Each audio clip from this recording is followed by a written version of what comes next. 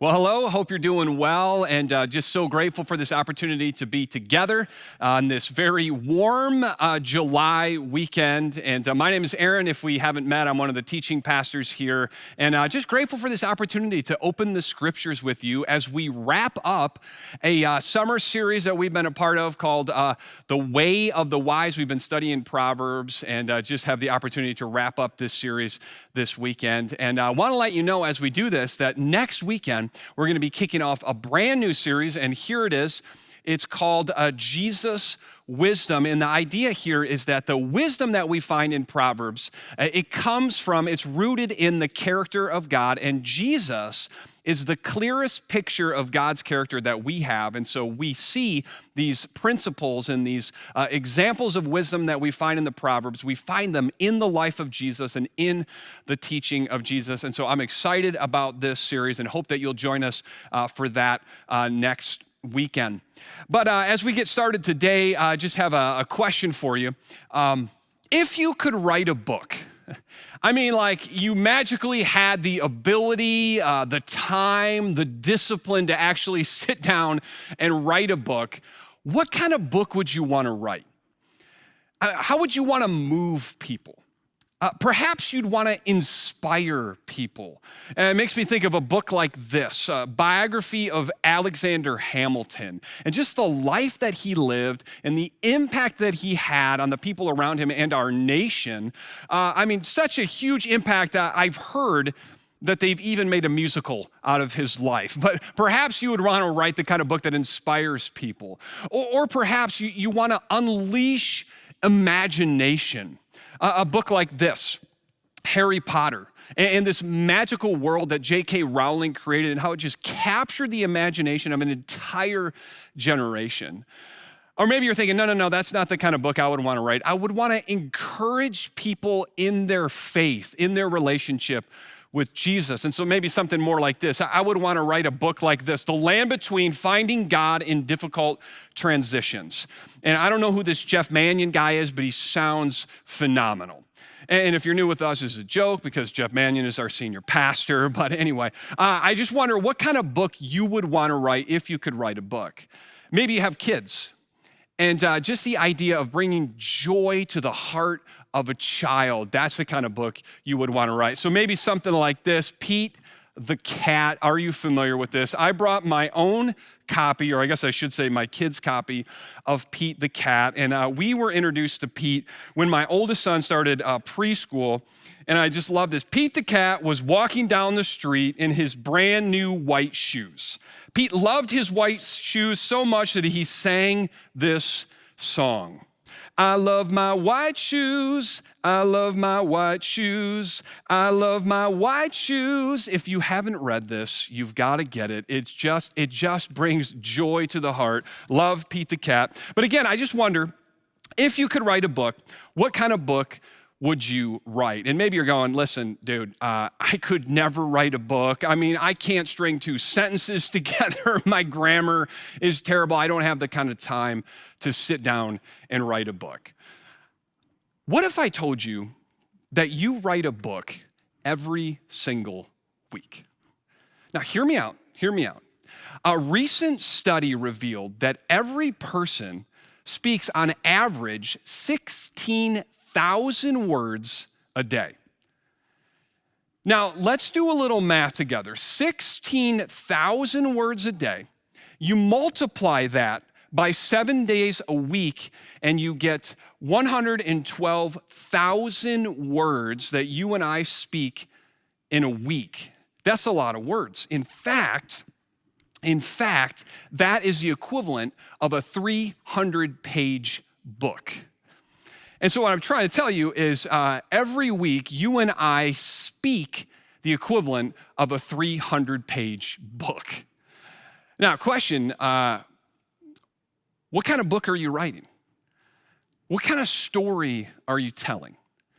And the people in your life, the people that have the privilege of reading a chapter of your book every week, what do they experience with your words? And so we're talking today about the power, about the impact and influence of our words. And the Proverbs, this book of the Bible that we've been spending our time with in this series, has a lot to say about our speech. In fact, 150 of the Proverbs that we find are about our words. You might say that the Proverbs have a lot to say about our words because we have a lot of words to say. And so I want to show you one particular proverb and what it has to say about our speech. Too much talk leads to sin. It's going to lead to trouble. Be sensible and keep your mouth shut. I just wish the Bible would be more straightforward sometimes. And some of you are going, yeah, that's true. If I could downsize 16,000 words a day to 16, I think everybody would be better off. Let me show you another proverb about speech. The tongue has the power of life and death, and those who love it will eat its fruit. The tongue has the power of life and death. And interesting thing about this proverb is I've never talked with somebody that disagreed with this proverb. Because every single one of us has felt the power of life and death in the words that we hear. I mean, the career that you are in probably has something to do with words that were spoken to you. Somebody identified something in you and said, you're good at that. You should go into that. And they spoke words of life to you. Words that were spoken to you shape who you see in the mirror and how you interpret the number on the bathroom scale. And your greatest relationship regrets just might have been avoided if you hadn't said that. Certain words, when you hear them, just bring this flood of memories. Sometimes beautiful and sometimes memories that you really, really want to forget. Words have incredible power. We have all felt the power of life and death.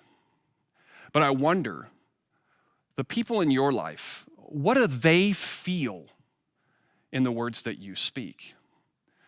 You see, I want to talk today about the kind of book, the kind of story that we're telling with our words. And the Proverbs that we're going to look at, they're going to challenge us to write a better book and to share a more life-giving story. And in order to do this, we need to wrestle with how we talk to people and how we talk about people. And so let's begin by talking about how we talk to people in our lives and how that influences the kind of story that we're telling. And so, question, how do you talk to people? What do they experience when you're talking to them? And as I think about this question for me, I'm thinking, well, I'm a pretty good guy. I'm not mean. I'm not nasty. I'm not the kind of person that belittles my coworkers. I'm not the kind of guy that curses at my kids. I don't yell at people in traffic. My wife might disagree with that a little bit, but I guess I'm saying, I'm not the kind of guy that posts angry political comments on your Facebook. I think I'm kind of good here. I'm not nasty and mean and malicious. But I wonder how you talk to people. Let's look at a proverb that speaks into this. The words of the reckless pierce like swords, but the tongue of the wise brings healing. The words of the reckless pierce like swords. It's not the words of the mean. It's not the words of the malicious. It's the words of the reckless. And what does it mean to be reckless? I think it's as simple as not being careful. And what I find challenging about this is some of the most hurtful things that I've said, I didn't mean for them to be hurtful. I just wasn't being careful. I was being reckless. It's like a teenage girl, she's eating a bowl of ice cream. Her dad walks in the room and goes, "Hey, take it easy on that stuff. You got to fit into your swimsuit at the cottage." Reckless words. young married couple sitting down to talk about finances, and the energy begins to escalate a little bit. And she says, "You're acting just like your mother." Reckless words can pierce. And I think of the most hurtful words that I heard as a child. It was a joke that a teacher told. And everybody laughed, but not me. Those words pierced. And Katie and I, we have 5 kids, and 5 kids is a lot. Our house is chaotic. And so there are days when maybe I'm not my best self, and I come into the office and complain a little bit about what it's like to have so many kids. It's crazy. And so I remember one time just kind of complaining about, staying up half the night and everybody needs things, and people are laughing because I love to tell stories, and I'm scanning the room and I see one person with a forced smile. And I realized in that moment, it was a friend of mine who, her and her husband had been trying to have a baby for 5 years. And just wrestling with infertility and that monthly disappointment. And I realized in that moment, I had hurt her and hurt her badly. And I didn't mean to do it. I was just being reckless with my words. And reckless words, they can pierce. And so again, back to that proverb. The words of the reckless pierce like swords, but the tongue of the wise brings healing. And that's the kind of person I want to be. When I think about the story that I'm telling with my words, I don't want to be reckless. I don't want to hurt people. I want to be the type of person that binds up broken things, that restores people and brings healing. I want to speak life into the people around me. And I'm guessing that you feel the same way. So the question is, how do you do that? How do you avoid those reckless moments where you're accidentally wounding people? And how do you become the kind of person that through the story that you're telling with your words, that you bring healing and life and restoration? Well, I think that Paul, the Apostle Paul, who was an important leader in the first century church, the Jesus movement, I think he has something important to say about this. In a letter that he wrote to a group of Jesus followers in a place called Ephesus. Ephesus was a big Roman city. This is modern-day Turkey, the Mediterranean. And Paul had a close relationship with the believers in this church. And as he writes to them, he has a lot to say about their words. And I kind of get the impression that they were struggling a little bit, that the story that they were telling, the book that they were writing with their words wasn't easy to read. And so check out what he writes to them. He says, "Don't let any unwholesome talk come out of your mouths. Stop speaking what is impure and start speaking what is wholesome, but only what is helpful for building others up according to their needs." Nothing unwholesome, but only what is helpful for building people up. And this last line I think is so important. According to their needs. It's having a different focus. It's not about me. And I'm just realizing that if I want to be the kind of speaker who speaks life and healing and restoration, it can't be about me in the conversation. It can't be about my image, my ego, my business, my accomplishments, my needs. And what would it look like to walk into the room and go, okay, what does she need right now? And what is he going through right now? What does he need? And what do they need? What are they experiencing in their life right now? And I just believe, based on what I'm reading in this letter that Paul wrote, that when we approach conversations in this way, what do they need? It gives us an opportunity to build others up. Only speak what is helpful for building others up according to their needs. And when we look around and say, what do they need and what do they need? It's not about what I need, but what do they need? It gives us an opportunity to treat every conversation like a construction site. An opportunity to shore up somebody's foundation, their foundation in Jesus. An opportunity to strengthen something, to reinforce something in their life. an opportunity to help rebuild an area that's been broken down or perhaps wounded. And so what does it look like to be the kind of person that's not reckless, but thinks of others and builds others up? I think it's all about this focus on others. And so I have a challenge for you. As you head into this week, I have a challenge for you to ask one question before entering into every conversation. What do they need? I mean, before you head into that meeting, what do they need? Before you answer that text, what do they need? Before you get out of the car and head into the house after work, or because you're at home, before you leave that awkward makeshift office you've created in the basement, walk back upstairs and into the family room, what do they need? What does my wife need, my husband need, my kids? What do they need? I just believe that this perspective shift gives us an opportunity to treat every conversation like a construction site, an opportunity to build others up or perhaps rebuild and heal and bind up wounded things. And so again, what kind of story are you telling with your words? 16,000 words a day, 112,000 words a week. That's a 300-page book. What are people experiencing in the way that you talk to them? Reckless, or perhaps bringing life. But something I just recognize is it's reasonably easy for me to control my words when I'm talking at you, like I am right now. I'm speaking to you. I've written this down. I've practiced this.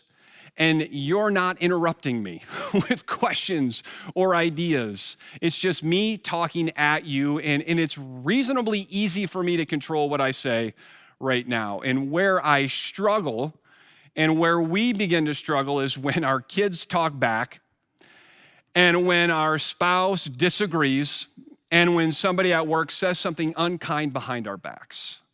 These are the moments that we struggle with controlling our words. And so let's shift our attention now to how we talk about people. And let's jump back into the book of Proverbs, chapter 17. We find these words. Whoever would foster love, whoever would encourage, whoever would promote love covers over an offense. And something I just appreciate about this proverb is it makes an assumption. You're going to get offended. You are going to get your feelings hurt. Somebody is going to say something that bothers you. You're going to get offended. I have a good friend, and he and his wife just had a brand new baby, just a sweet, little, innocent, cute baby. And there's just this part of me that wants to go, hey, enjoy this. Because that sweet little innocent baby is going to grow up into a child that's going to hurt your feelings, and it's going to say some things that offend you. And this person that you're dating, perhaps engaged to, they're going to hurt you. They're going to do something that bothers you, that offends you. This new company that you're working at that's so much better than the old company, it's just a matter of time before somebody offends you, says something about you. And so this assumption, we're gonna get hurt. And what do you do in those moments? Well, again, back to this proverb. Whoever would foster love, whoever would encourage love, promote love, whoever desire to speak life into their relationships, what do they do when they get offended? They cover over an offense. What does that mean? What does it mean to cover over an offense? Well, I think it's a very clear idea in Scripture that it could mean forgiveness.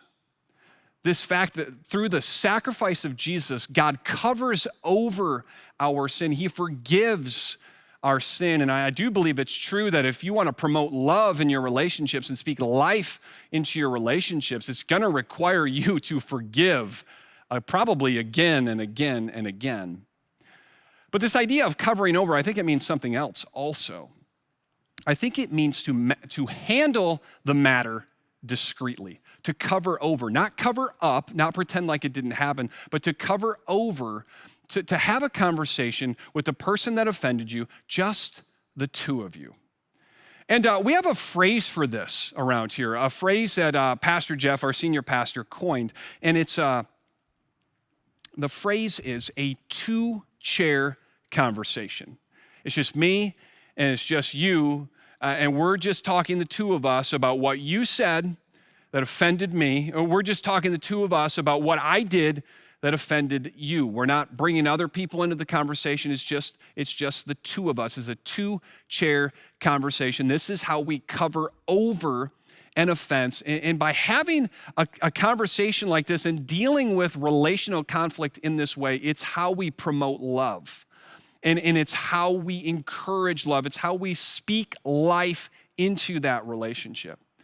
And I'm telling you, this is a big deal in our relationships and in our church. In fact, Jesus brought this idea up, and I want to show you something that he wrote, or he said, that's recorded in the Gospel of Matthew. If your brother or sister sins, if they do something to offend you, go and point out their fault just between the two of you. This is a two-chair conversation, and if they listen to you, you have won them over. When somebody offends you, it's a two-chair conversation. It's just the two of us. This is so important for our relationships. It's so important for our church as we serve together, as we do community together through small groups. Jesus says this is critical to the life and health of my church, and it has a lot to do with what people experience with our words. Now, this idea, two chairs, you offend me, we just talk it out. It's simple, it's clear, it's like, yeah, okay, duh, I get it. Except for one thing. Does anybody else find this incredibly challenging? Is it just me? I mean, throughout my life, a pattern, especially when I was young, I struggle with this. Because what would happen is you might say something that hurt my feelings, but I hate conflict. I dislike conflict immensely. And when I think about having a hard conversation with somebody, I get sweaty, I have trouble sleeping, I get stressed out, and I think that many of us are like this. And so often what I would do, if you said something or did something that offended me, is I would go talk to them, our mutual friend, and I would say, hey, she said this and it hurt me. And why would I do that? Because I was hurting and I wanted somebody to share that pain with me. And so I would bring in a third chair into the conversation, and I know you know what I'm talking about. And perhaps you're thinking, I'm not sure that this is such a big deal. I mean, if you do it in the right way and you do it kind of quietly, is it really such a bad thing? Well, let's take a look at the second half of this proverb from chapter 17. Whoever would foster love covers over an offense, but whoever repeats the matter, whoever makes it a three-chair conversation, separates close friends. There's a separation that happens. Another way to say this is there's a division that happens. A separation because you and I have a conflict and I haven't brought it up and you might not even be aware of it, and so there's a separation between us. But also now I went and talked to her and now she has a problem with you. I can't believe that you said that. I can't believe that you would do something like that. And she probably doesn't have the most accurate version of the story. When we repeat a matter, when we take a two-chair conversation and make it a three or a four or a five-chair conversation, we create a separation. We create a division. Maybe another way to say this is that our words, which have the power of life and death, we breathe death into a relationship, into a family, into a small group. My friends, this is a big deal. And some of you have experienced this at a very high level because you're part of an extended family where it is just 3 and 4 and 5-chair conversations all over the place. And there's tension and conflict that's not being resolved all over the place. And this family reunion that you have next month, I mean, it's gonna be a train wreck. And some of you have worked at companies, at organizations where two-chair conversations just weren't a priority, and the culture of that company, it just wasn't a good, healthy place to work. And some of us were part of churches where instead of two-chair conversations, it became 3- and 4-chair conversations, and the church split. And the very message of Jesus crucified, the gospel of Jesus, was tainted because we didn't follow the teaching of Jesus. We didn't cover over the offense. We repeated it and separated close friendships. My friends, this is a big deal. And it's a very relevant conversation because you and I, we will bump into this week. We will run into this dynamic in one of 3 ways. Check this out. The first way is that you're already offended. And we talk about what do you do when you get offended? You're already there. Somebody last week said something or did something last night, already today, somebody hurt you. Question, what are you going to do with that? Will you choose to encourage love, foster love, speak life by covering over just you and them talking it out? Or will you repeat that and breathe death into that relationship? I hope and I pray that you choose a 2-chair conversation.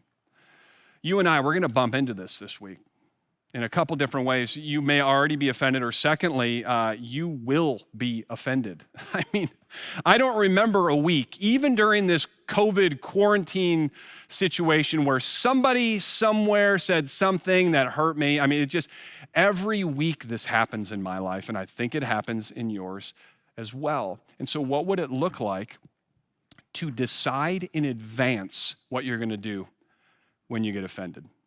I know that I will be offended, and when it happens, this is what I'm going to do. I think this is a sign of maturity in our faith when we decide in advance how to respond.